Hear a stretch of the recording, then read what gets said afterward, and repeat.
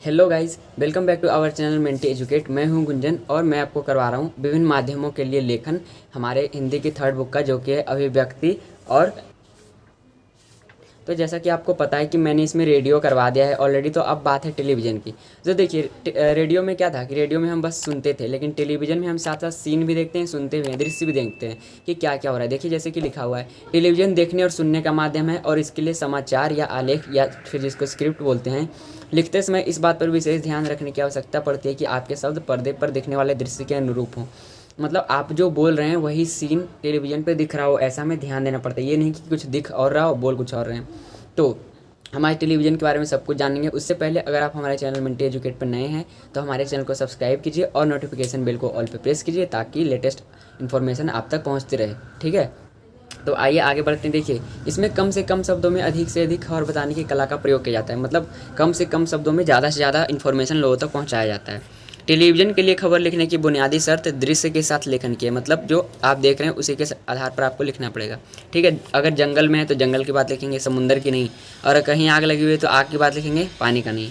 ठीक है, देखिए, जैसे एक खबर भी दिया हुआ है कि दिल्ली के लाजपत नगर की एक दुकान में आज शाम आग लगने से 2 लोग घायल हो गए तथा लाखों रुपए की संपत्ति जलकर राख हो गई। ये आग शॉर्ट सर्किट की वजह से लगी। तो वहाँ पे आप ये जाके दिखा सकते हैं जो भी ये घटना घटी है और उसके ऊपर लिख सकते हैं। ठीक है, देखिए, टेलीविज़न में जो खबर है वो 2 प्रकार से पेश की जाती है। पहला हिस्सा है जिसमें मुख्य खबर मेन चीज़ होती है, जो कि बिना दृश्य के दिखाई जाती है, और रीडर जो होता है या एंकर जो आपको न्यूज़ बताता है वो इसको बस पढ़ता है। फिर दूसरा हिस्सा वो होता है जहाँ से पर्दे पर एंकर की जगह खबर में दृश्य दिखाए जाते हैं। ठीक है, जहाँ पे आपको सीन दिखाए जाते हैं उसके बारे में फिर बताया जाता है। ओके, देखिए, आइए अब बात करते हैं इसमें कुछ चीज़ और है। जैसे देखिए, सारा यहाँ पे उदाहरण नहीं दिया हुआ है, उदाहरण आप पढ़ लीजिएगा क्या क्या। ठीक है, बार बार मुझे उदाहरण बताने की ज़रूरत नहीं है। वास्तव में टेलीविज़न के लिए लेखन कई प्रकार से होते हैं। चूँकि टेलीविज़न पर खबर पेश करने के तरीकों में लगातार परिवर्तन हो रहा है, इसलिए इसे लिखने के तरीके भी लगातार परिवर्तित हो रहे हैं। अलग अलग लोग अलग अलग तरीके से अपना जो है पेश करते हैं न्यूज़, इसीलिए लगातार इसमें परिवर्तन हो जा रहा है लिखने के उसमें। ठीक है, इसे समझने के लिए आवश्यक है कि हम टीवी पर दिखाई जाने वाली खबरों के प्रचलित ढांचे के फॉर्मेट को समझें कि कैसे कैसे दिखाया जाता है। हर चीज़ देखिए अलग अलग होता है। वैसे ही टीवी खबरों के विभिन्न चरण।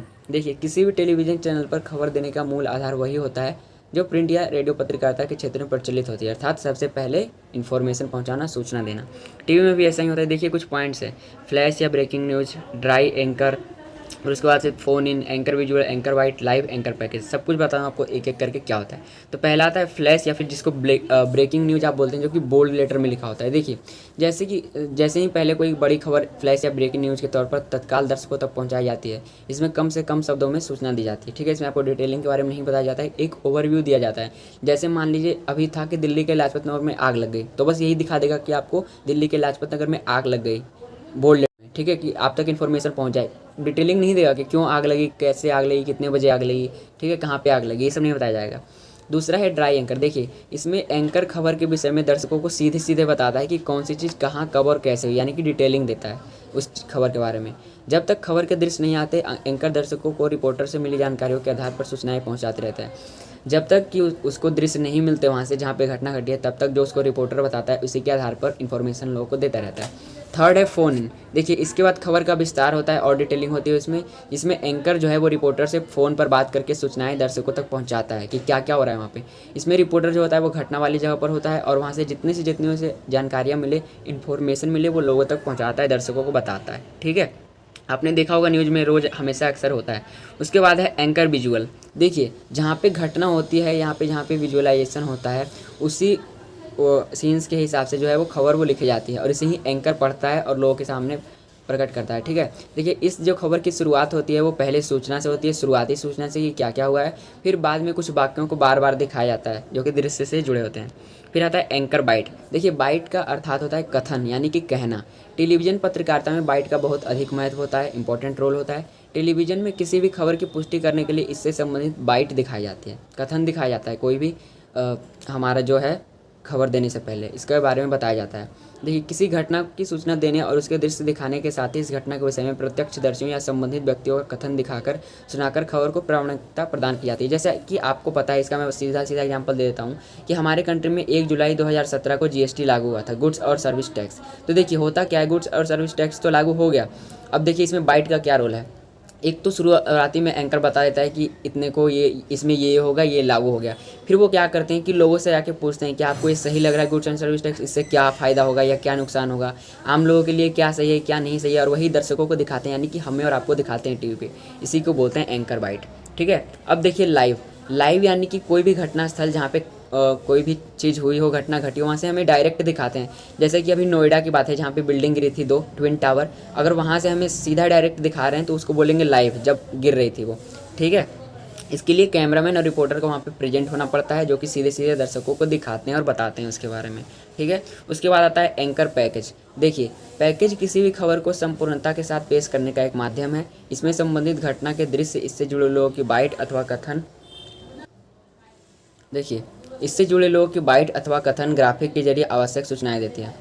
एंकर पैकेज में जो होता है ना, वो खबर में उसमें पूरा खबर आता है, टोटल चीज़ें, कहाँ पे घटना हुई है, दृश्य कौन है, कौन कौन से जो लोग जो हैं वो जुड़े हैं, बाइट कथन सब कुछ ग्राफिक के जरिए दिखाया जाता है, 3D ग्राफिक के जरिए। देखिए, टेलीविज़न लेखन जो है इन सभी रूपों को ध्यान में ही रखकर किया जाता है। जहाँ जिस प्रकार की आवश्यकता होती है वहाँ वैसे वाक्यों का प्रयोग होता है। देखिए, शब्द का काम ले जाना है जिससे वह दूसरे दृश्यों से जुड़ सके एवं उसमें निहित अर्थ को सामने लाना है जिससे खबर के सारे ऐसे खुल सके, मतलब खबर के बारे में सब कुछ पता चल सके। दोस्तों, आई होप आपको समझ में आ रहा होगा। अगर समझ में आ रहा है तो अपने दोस्तों के साथ भी शेयर कीजिए। देखिए, यहाँ पे वही सब दिखाया गया है, टेलीविज़न में जो खबर आते रहते हैं उसी के एग्जाम्पल्स, तो ये आप पढ़ लीजिएगा। इसको बार बार मुझे बताने की ज़रूरत नहीं है और ये एग्जाम में भी नहीं आएगा। ठीक है, अब देखिए, टेलीविज़न केवल दृश्य और शब्द ही नहीं होता, बल्कि उसमें ध्वनियाँ भी सुनाई देती हैं, मतलब आवाज़ें भी आती हैं। टीवी में दृश्य और शब्द यानी विजुअल और वॉइस ओवर के साथ 2 प्रकार की आवाज़ होती है। देखिए, पहला तो ये होता है कि कोई भी सीन रिकॉर्ड कर लिया और बाद में उसमें कहीं से भी, मतलब अपने स्टूडियो में आके उसको वॉइस ओवर कर दिया, मतलब उसमें अपनी आवाज़ जोड़ दी। ठीक है, एक तो ये होता है। फिर एक होता है कथन या बाइट, जो खबर बनाने के लिए प्रयोग किए जाते हैं, जो उसके आधार पर कहते हैं। ठीक है, और दूसरा वो होता है प्राकृतिक आवाज़ें। देखिए, होता क्या है कि जैसे कभी कभी सीन रिकॉर्ड होता है ना, मान लीजिए जंगल में जा रहे हैं तो आप वहाँ पर कुछ प्राकृतिक चीज़ें आती रहती हैं, हवा चलने का, जैसे पेड़ हिल रहे हैं, पत्ते हिल रहे हैं, या फिर चिड़िया चहचहा रही है, ये सब आवाज़ें आ जाती हैं। इसी को बोलते हैं नेट साउंड, प्राकृतिक आवाज़ें। ठीक है, तो टेलीविज़न के लिए खबर लिखते समय इन सब का ध्यान रखना आवश्यक होता है। ठीक है, अब देखिए आगे बढ़ते हैं।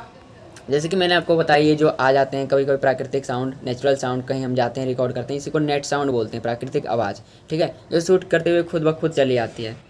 अब बात कर लेते हैं रेडियो और टेलीविज़न समाचार की भाषा और शैली। तो देखिए, रेडियो और टेलीविज़न समाचार की भाषा शैली में ज़्यादा डिफरेंस नहीं होता।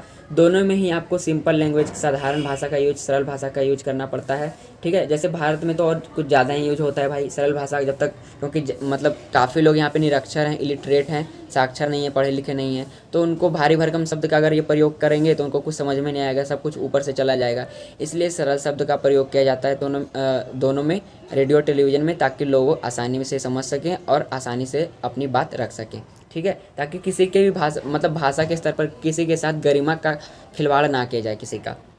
ठीक है, इसीलिए हम जो आम बोलचाल भाषा में प्रयोग करते हैं ना, वही टेलीविज़न और रेडियो के माध्यम से हमें दिखाते हैं। ओके, ताकि हम उसको अच्छे से समझ पाएँ। अब देखिए, रेडियो और टीवी में आप कितनी सरल, संप्रेषणीय और प्रभावी भाषा लिख रहे हैं, यह जांचने का एक अच्छा उपाय यह है कि आप समाचार लिखने के बाद उसे बोल बोलकर स्वयं पढ़ें। देखिए, आपको क्या होता है ना, अपने दिखाने से पहले, मतलब रेडियो पे बोलने से पहले और टेलीविज़न में बोलने और दिखाने से पहले, आपने जो लिखा है आपको यह जांचना चाहिए कि आपने कितना सरल लिखा है, कितना लोगों को ये समझ में आ जाएगा और इफेक्टिव है, लोग आपसे जुड़ने की कोशिश करेंगे। तो इसके लिए आपको खुद वो मतलब बार बार बोलकर पढ़ना पड़ेगा, ताकि आपको लगे कि हाँ नहीं, सरल है, आसान है, लोग इसे आसानी से समझ जाएंगे। ठीक है, अब देखिए, रेडियो और टीवी समाचार में भाषा और शैली के स्तर पर बहुत सावधानी बरतनी पड़ती है।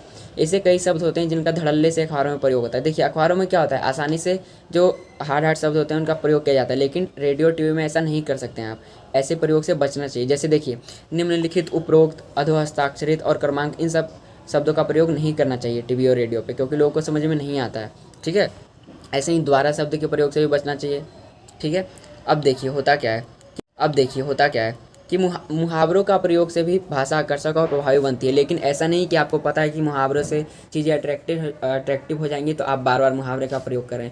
मुहावरे का प्रयोग बस वहीं कीजिए जहाँ आवश्यक हो या फिर जहाँ पे स्वाभाविक हो, मतलब नेचुरल लगे कि हाँ यहाँ पे ये किया जा सकता है। ताकि बार बार अगर आप करेंगे ना तो इसमें दिक्कत हो जाएगी, लोगों को समझ में नहीं आएगा और आपकी चीज़ें वो सुनेंगे नहीं। इसका उपयोग इसलिए किया जाता है ताकि भाषा के प्रवाह को हम आसान बना सकें, बाधित ना हो। ठीक है, अब देखिए, पहला तो ये है भाषा साफ रखने का उपाय कि वाक्य जो है वो छोटे छोटे हों। दूसरा क्या है कि एक वाक्य में एक बात कहने का धीरज हो, मतलब एक सेंटेंस में एक ही चीज़ बोल रहा हो वो, ठीक है। तीसरा क्या होता है, वाक्यों में तारतम्य ऐसा हो कि कुछ टूटता या छूटता हुआ ना लगे, मतलब वाक्य पूरा कंप्लीट हो, ये ना हो कि इधर से कुछ और जा रहा है उधर से कुछ और जा रहा है। फिर चौथी बात यह है कि शब्द प्रचलित हो तथा उनका उच्चारण सहजता से किया जा सके।